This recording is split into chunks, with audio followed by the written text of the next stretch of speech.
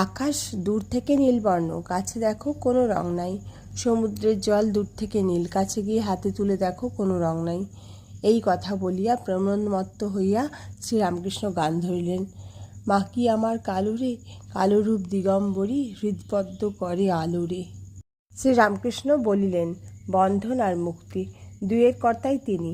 তার মায়াতে সংসারী জীব কামিনী কাঞ্চনে বদ্ধ, আবার তার দয়া হলেই মুক্ত।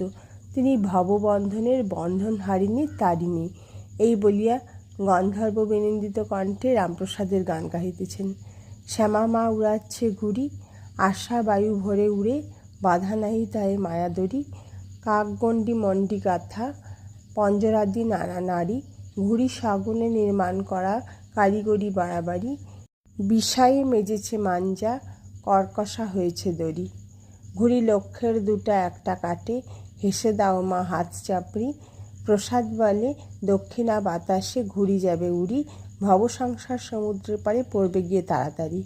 তিনি লীলাময়ী, এ সংসার তার লীলা।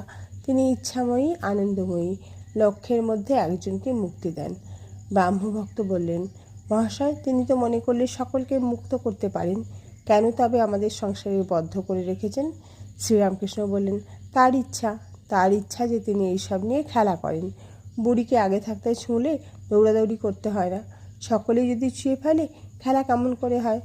সকলেই ছুঁয়ে পড়লে বুড়ি অসন্তুষ্ট হয়, খেলা চললে বুড়ির আহ্লাদ। তাই লক্ষ্যের দুটো একটা কাটে, হেসে দাও মা হাত চাপড়ি। তিনি মনকে আঁখি ঠেরে ইশারা করে বলেছেন, যা এখন সংসার করবে যা। মনের কি দোষ? তিনি যদি আবার দয়া করে মনকে ফিরিয়ে দেন, তাহলে বিষয় বুদ্ধির হাত থেকে মুক্তি হয়, তখন আবার তার পাদপদ্মে মন হয়। ঠাকুর সংসারীর ভাবে মার